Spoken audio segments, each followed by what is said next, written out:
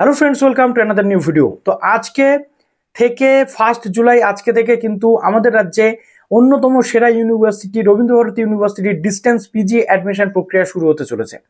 Distance PG admission প্রক্রিয়াটা যাতে তোমরা খুব স্মুথলি করতে পারো, যারা যারা ডিস্টেন্সে অ্যাডমিশন নিতে চাইছো পিজিতে, তাদের জন্য আজকের এই ভিডিওটা ভীষণ ইম্পর্ট্যান্ট হতে চলেছে।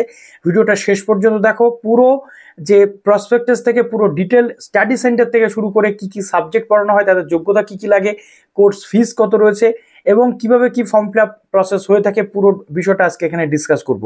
এবার অনেকে প্রশ্ন থাকতে পারে, দাদা 2025-এ অন্যান্য ইউনিভার্সিটির কবে বেরোবে? অলরেডি বর্ধমান ইউনিভার্সিটির ফর্ম ফিল আপ চলছে, বিশ্ববাংলা ইউনিভার্সিটিতে রেগুলার পিজি অ্যাডমিশনের যে ফর্ম ফিল আপ সেটা শুরু হয়েছে, কল্যাণ ইউনিভার্সিটি খুব তাড়াতাড়ি কিন্তু স্টার্ট করে দেবে। তো তার জন্য আমাদের সাথে জুড়ে থাকতে হবে। Stay tuned with SD tutorial guide. তো যারা নতুন আছে অবশ্যই চ্যানেলটিকে সাবস্ক্রাইব করে পাশে থাকা বেল আইকনটি ক্লিক করে দাও, যাতে সব তথ্যগুলো তোমরা টাইম টু টাইম এখান থেকে পেয়ে যাও। শুধু তাই নয়, এই ডিস্টেন্স পড়তে পড়তে কিন্তু তোমরা কোনো স্কলারশিপ পাবে না, ডিস্টেন্সের কোনো স্কলারশিপ থাকে না। আর এই পিজি অ্যাডমিশন যেটা তোমরা নিতে চলেছো ডিস্টেন্সের, এই পিজি অ্যাডমিশন কিন্তু যদি তোমরা কমপ্লিট করো বা পিজি কমপ্লিট করো, এখান থেকে নেট সেট সবই দিতে পারবে, পিএইচডি করতে পারবে, সব কিছু কিন্তু তোমরা করতে পারবে, কোনো প্রবলেম হবে না। এবং যে কোনো চাকরির ক্ষেত্রেও কিন্তু এটা ভ্যালিড, ঠিক আছে? যেহেতু UGC recognized university, Rabindra Bharati university অন্যতম সেরা একটি ইউনিভার্সিটি। তো চলো এবার অনস কিন্তু তোমাদেরকে দেখিয়ে দিই। এবং প্লিজ প্রচুর লাইক করো, লাইকটা কিন্তু তোমরা করছো না, এবং অনেকটাই শেয়ার করে দাও বন্ধুদের মাঝে।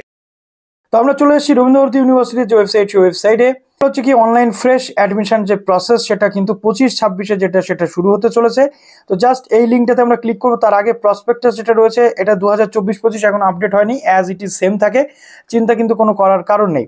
দেখো এখানে মোটামুটি আমরা যেটা দেখতে পাচ্ছি, কি কি সাবজেক্ট রয়েছে, সংস্কৃত রয়েছে, বাংলা রয়েছে, environmental studies, social work, geography, political science, history, education এবং ইংলিশে তোমরা এখানে মাস্টার্স কিন্তু করতে পারছো। ওকে, এবং এছাড়াও রয়েছে ভোকাল মিউজিক, রবীন্দ্রসঙ্গীত, ডিস্টেন্স মোডে তোমরা অ্যাপ্লিকেশন করতে পারছো।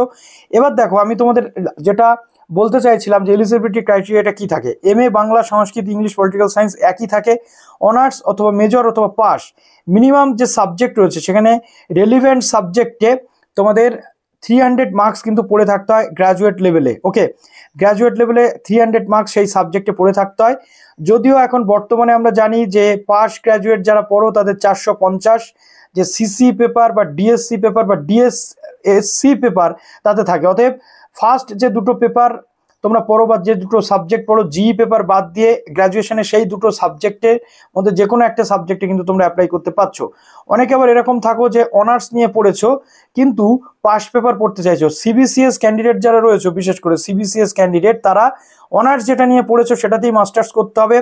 পাস যে সাবজেক্ট রয়েছে সেটাতে কিন্তু মাস্টার্স করতে পারবে না, যেহেতু 150 মার্কস তোমরা পড়ো পাশের প্রত্যেকটা পেপারে, অনার্সের ক্যান্ডিডেটরা। ওকে, তো এখানে মোটামুটি যেটা আমরা দেখতে পাচ্ছি যে 300 মার্কস নিয়ে পড়লে মোটামুটি তোমরা অ্যাপ্লিকেবল, অনার্স হোক, মেজর হোক বা জেনারেল হোক বা পাস হোক। এখানে কোনো মার্কসের বিধিনিষেধ থাকে না, first come first serve basis admission, অর্থাৎ সিট যতক্ষণ তুমিও ততক্ষণ, ঠিক আছে? এমএ ইন এনভায়রনমেন্টাল স্টাডিজ বলো বা মাস্টার অফ সোশ্যাল ওয়ার্ক বলো, রবীন্দ্রসঙ্গীত বা ভোকাল মিউজিক, এখানে কিন্তু কোনো রকমভাবে কোনো যে মার্কসের বিধিনিষেধ নেই, যে কেউ এখানে কিন্তু অ্যাডমিশন তোমরা হতে পারো। ওকে, তো এবার দেখো এখানে এমএ ইন এডুকেশনে কি বলছে। এমএ ইন এডুকেশনের ক্ষেত্রে আমরা জানি এডুকেশনে গ্র্যাজুয়েশন অথবা বিএড থাকলে তোমরা আবেদন করতে পারো, এখানেও কিন্তু সেম জিনিসটা বলা রয়েছে। জিওগ্রাফি অনার্সের ক্ষেত্রে বা জিওগ্রাফি মাস্টার্সের ক্ষেত্রে বলছে অনার্স, মেজর, জিওগ্রাফি গ্র্যাজুয়েট লেভেলে সেটা যদি তোমরা পড়ে আসো তাহলে তোমরা আবেদন কিন্তু করতে পারছো।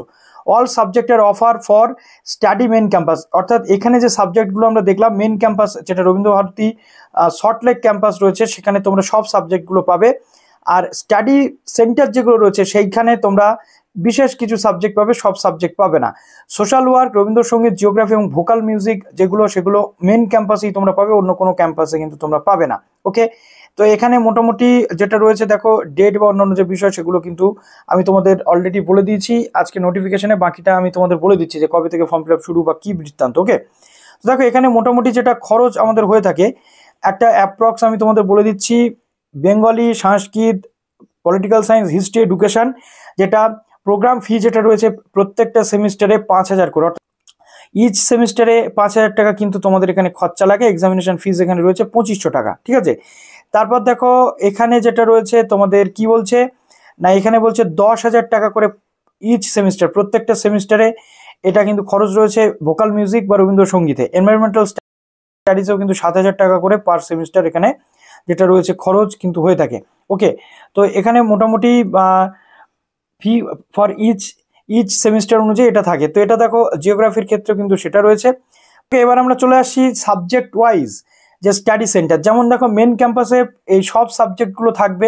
ওকে, তারপরে যেটা রয়েছে রায়গঞ্জ সুরেন্দ্রনাথ মহাবিদ্যালয়ে Bangla, environmental studies, Sanskrit, education, English, history, political science রয়েছে। তারপরে ধ্রুবচাঁদ হালদার কলেজে এই সাবজেক্টগুলো তোমরা দেখতে পাচ্ছ। তাম্রলিপ্ত মহাবিদ্যালয় এই সাবজেক্ট একটু তোমরা স্ক্রিনশট করে নিচ্ছ, এতটা বলা তো পসিবল নয়, ঠিক আছে। তারপরে তোমাদের মোটামুটি যে সাবজেক্টগুলো যে কলেজে রয়েছে, দেখো শীতলকুচি কলেজ যেমন এখানে Bangla, environmental studies, Sanskrit, Bengali, English, history, political science পেয়ে যাচ্ছ। তারপরে বারাসাত কলেজ যেটা রয়েছে বেঙ্গলি, এনভায়রনমেন্টাল স্টাডিজ, এডুকেশন ও পলিটিক্যাল সায়েন্স রয়েছে। শ্রীপদ সিং কলেজ থেকে শুরু করে শামসি কলেজ, আনন্দচন্দ্র কলেজ থেকে শুরু করে এই সমস্ত যে কলেজ রয়েছে প্রত্যেকটা কলেজের সাবজেক্টগুলো একটু তোমরা দেখে নিচ্ছ।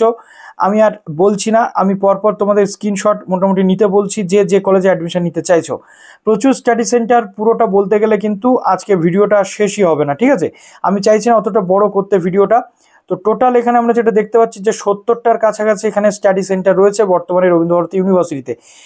এটা যেহেতু লাস্ট ইয়ারের প্রসপেক্টাস, এবছর আরও বাড়তে পারে, বাট যেটা আমি তোমাদের বললাম অ্যাজ ইট ইজ সেম থাকবে পুরো, যে অ্যাডমিশন প্রসিডিওর থেকে শুরু করে যে বিষয়গুলো রয়েছে সেই বিষয়গুলো। ওকে, তো এটা দেখো এবার একটু আমি তোমাদের নোটিশটা বলে দিই। 1/7/2025 থেকে 5/9 অর্থাৎ সেপ্টেম্বরের 5 তারিখ পর্যন্ত অ্যাডমিশন প্রসেস চলবে। একটুখানি নিচে চলে আসো, জাস্ট এই যে জায়গাটা রয়েছে দেখো অনলাইন ফ্রেশ অ্যাডমিশন সেমিস্টার 1 25-26, এইখানটাতে করতে হচ্ছে তোমাদের ক্লিক। এইখানটাতে ক্লিক করার পর এই অনলাইন অ্যাডমিশনে করতে হচ্ছে তোমাদের ক্লিক করার পর দেখো এই জাস্ট এইখানটাতে ক্রিয়েট নিউ অ্যাকাউন্টে করতে হচ্ছে ক্লিক। দেখো এখানে পুরো যে সাবজেক্ট ওয়াইজ বিষয় সেগুলো কিন্তু রয়েছে। অতএব সাবজেক্ট ওয়াইজ যে সমস্ত যে বিষয় সেগুলো রয়েছে, জাস্ট এই নিউ অনলাইন অ্যাডমিশনে ক্লিক করতে হচ্ছে। করলে তোমার এখানে যে স্টুডেন্ট ডিইবি ইউনিক আইডি, এই ডিইবি আইডি বা ডিস্টেন্স এডুকেশন ব্যুরোতে আগে তোমাদের রেজিস্টার করে থাকতে হবে। সেটা কিভাবে করতে হবে, তার আগে তোমাদের এবিসি আইডি কিন্তু বানিয়ে নিতে হবে, অর্থাৎ একাডেমিক ব্যাংক অফ ক্রেডিট, ঠিক আছে। এই জাস্ট দেখো ডিইবি আইডি এখানে তোমরা করলে ক্লিক, এখানে ক্লিক করার পর এবিসি আইডি যেই দেবে এখানে এন্টার করলে কিন্তু তোমাদের ডিইবি আইডি জেনারেট হয়ে যাবে। সেই আইডিটা এখানে দিতে হবে, এটা কিন্তু ম্যান্ডেটরি, ঠিক আছে। দিয়ে এখানে ফেচ করতে হবে, করার পর স্টুডেন্ট ফুল নেম, স্টুডেন্টের যে ফুল নেম সেটা এখানে দিচ্ছ। তারপর এটা কিন্তু চলে আসবে এই যেটা ডিইবি আইডি দিলে স্টুডেন্টের ফুল নেম চলে আসবে। তারপর তুমি তোমার নাম দিচ্ছ, তোমার বাবার নাম দিচ্ছ, জেন্ডার সিলেক্ট করছো, করার পর ডেট অফ বার্থ দিচ্ছ, মোবাইল নাম্বার দিচ্ছ, ইমেল অ্যাড্রেস দিচ্ছ, দিয়ে এখানে তোমাকে রেজিস্টারে করতে হচ্ছে ক্লিক। রেজিস্টার করার পর তোমার একটা অ্যাপ্লিকেশন আইডি বা একটা ইউজার আইডি পাসওয়ার্ড জেনারেট হয়ে যাবে।